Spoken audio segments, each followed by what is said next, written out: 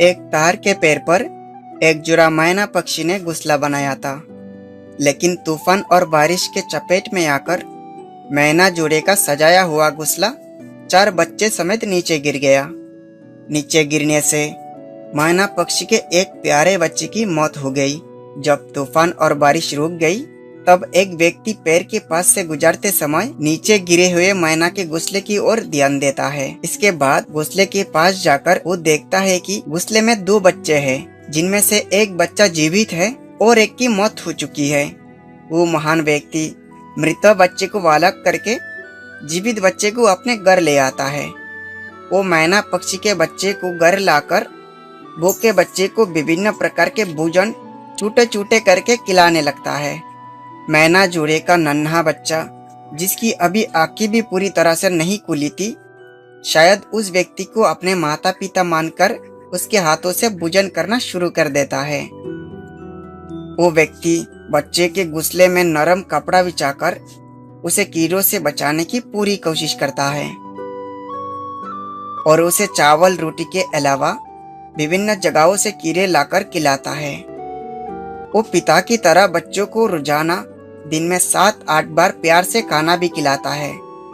हर रोज उस चूजे को बार बार खाना खिलाना और नियमित रूप से घर की सफाई करना जैसे धीरज की कड़ी परीक्षा है। लेकिन वो बिना किसी झुंझलाहट के धैर्यपूर्वक उस मैना बच्चे की देखभाल अपने ही बच्चे की तरह कर रहे हैं। उनकी इस महान कार्य की खबर अब तक गांव के लगभग हर व्यक्ति तक पहुंच चुकी है। ऐसे ही धीरे धीरे वो बच्चा अब उस व्यक्ति के स्नेह और देखभाल से बड़ा होने लगा है। लगभग 10 से 12 दिनों के भीतर बच्चे का पूरा शरीर पंखों से ढक गया है। करीब 15 से 20 दिन बीत चुके थे।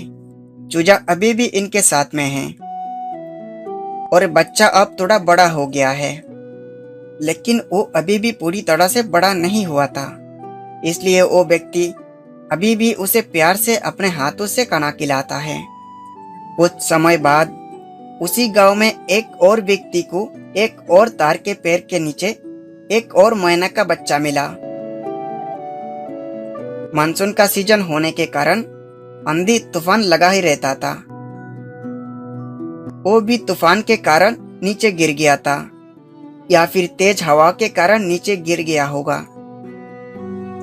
उस व्यक्ति ने बच्चे को हाथ में उठा लिया और उसे उस दयालु व्यक्ति के पास ले गया और इस बच्चे की जिम्मेदारी उन पे सौंप दिया, जिसने पहले से एक बच्चे की देखभाल कर रखी थी। वो अब दोनों मैना के बच्चों के लिए एक बक्स में तिनकों से एक नया घोंसला तैयार कर देता है, जहां बच्चे सुरक्षित रहेंगे।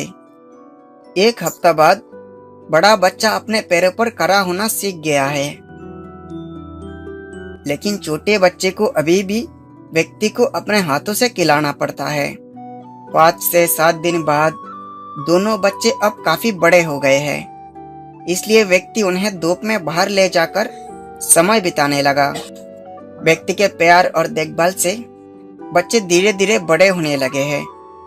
अब बड़े बच्चे ने उड़ना भी सीख लिया है, लेकिन व्यक्ति और उसके परिवार को छोड़कर कहीं नहीं जाता, क्योंकि पूरे परिवार के साथ चूजे की अच्छी दोस्ती हो गई है। और समय के साथ साथ मैना के दोनों बच्चे उस व्यक्ति के परिवार का हिस्सा बन गए हैं। 1 महीने बाद दोनों बच्चे अब पूरी तरह से बड़े हो गए हैं और ये जहां भी व्यक्ति जाता था, चूजे उसके पीछे पीछे उड़ के आ जाते थे। परिवार के सभी सदस्य मैना के बच्चे के साथ अच्छा समय बिताने लगे हैं। यहाँ खेत के पास जमा थोड़े से पानी में इसी तरह डुबकी लगाकर नहाते हैं, लेकिन अक्सर उनके साथ एक और मैना पक्षी आकर जुड़ जाता है। पालतू पक्षी दोनों को देखकर वो दूसरा मैना पक्षी भी कुछ दिनों के अंदर उस व्यक्ति के हाथों से खाना खाने लगता है। लेकिन जब पालतू मैना दोनों घर लौटते हैं, तो वहाँ दूसरा मैना उड़कर चला जाता है। वो व्यक्ति अब धीरे धीरे उन दोनों बच्चों को बोलना सिखाना शुरू कर चुका है। लेकिन अचानक एक दिन जब वो नींद से उठा, तो देखा कि एक मैना पक्षी के बच्चा पिंजरे के अंदर ही मरा पड़ा है। कल तक तो सब कुछ ठीक था, लेकिन अचानक ऐसा क्या हो गया कि वो मैना का बच्चा इस व्यक्ति को छोड़कर इस दुनिया से चला गया। उन्होंने मैना के इन बच्चों को बचपन से पाल पोस कर बड़ा किया था। कभी भी उन्हें माँ बाप की कमी महसूस नहीं होने दी। इसलिए मैना के इस बच्चे की मौत से इस व्यक्ति को कितनी तकलीफ हो रही है, शायद हम इसका अनुभव नहीं कर पाएंगे। मैना के बच्चे की मौत के बाद उन्होंने तुरंत दूसरे बच्चे को अलग कर दिया। खैर अब कुछ भी नहीं किया जा सकता था, इसलिए वो व्यक्ति अब जीवित मैना के बच्चे की तरफ देखकर मरे हुए बच्चे को खोने का दर्द भूलने की कोशिश करता है। लगभग 4 से 5 महीने की कड़ी मेहनत के बाद जीवित मैना का बच्चा अब बोलना सीख गया। बाबा गो,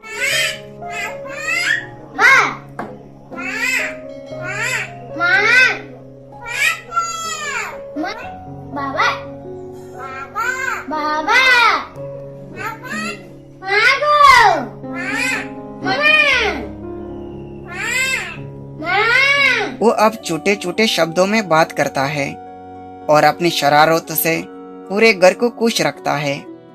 अब मैना का बच्चा अक्सर मौका मिलते ही उड़कर दूसरे मैना पक्षियों के पास चला जाता है, लेकिन रात होने से पहले वो घर वापस आ जाता है। इस तरह मैना के इस बच्चे के साथ उस व्यक्ति के परिवार के हर सदस्यों का समय बहुत अच्छा बीत रहा था। अब उसे बुलाकर खिलाने की जरूरत नहीं पड़ती थी। जब खाने का समय होता था तो वो कूद उड़कर आ जाता था और खाना खाने के लिए बैठ जाता था।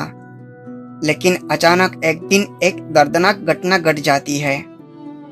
व्यक्ति मैना के बच्चे के साथ खिड़की के पास बैठा था।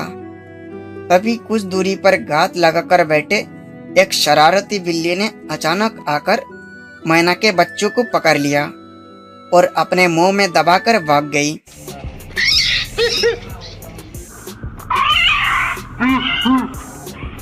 व्यक्ति उस बिल्ली के पीछे पीछे गया, लेकिन आखिरकार वो अपने प्यारे मैना के बच्चे को बचा नहीं सका। शरारती बिल्ली मैना के बच्चे को लेकर कहीं गायब हो गई। इस तरह ये व्यक्ति जो दिल से पक्षियों को प्यार करता था, अपने प्यारे मैना के बच्चे को खोकर अकेला रह गया। तो दोस्तों, आज के लिए बस इतना ही। अगर आपको वीडियो अच्छा लगा तो एक लाइक करें और हमारे चैनल को सब्सक्राइब करके हमारे साथ बने रहें।